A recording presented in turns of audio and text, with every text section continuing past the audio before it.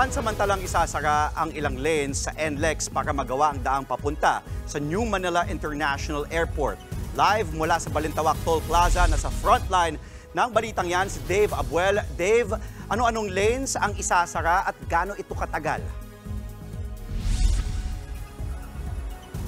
Andre, simula nga gabi ng May 10 o itong darating na Biyernes, isasara ang ilang lanes sa northbound at southbound ng ilang bahagi ng North Luzon Expressway.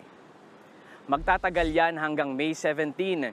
Lanes 1 at 2 ang isasara sa north at southbound. Partikular dyan ang parteng malapit sa Eternal Gardens Memorial Park o bago magbalintawak Toll Plaza. Naaabot din sa higit 300 metro ang haba. Gagawin ito para bigyang daan ang konstruksyon ng Northern Access Link Expressway Project. Ito yung daang magkokonekta sa Metro Manila at Central Luzon sa ginawang New Manila International Airport sa Bulacan. Isasara ito simula alas 10 ng gabi sa May 10 hanggang alas 4 ng umaga kinabukasan. Muli itong isasara mula 9 p.m. naman ng May 11 hanggang 2 p.m. ng May 12. Sa May 12, alas 8 isasara ang mga linya hanggang alas 4 ng umaga kinabukasan. At mula May 13 hanggang May 17, 8 p.m. hanggang 5 a.m. naman, nakasara ang daan. Ayon sa pamunuan ng NLEX, hindi ito inaasahang magpapabigat ng trapiko dahil ang pagsasara ay gagawin tuwing gabi hanggang madaling araw.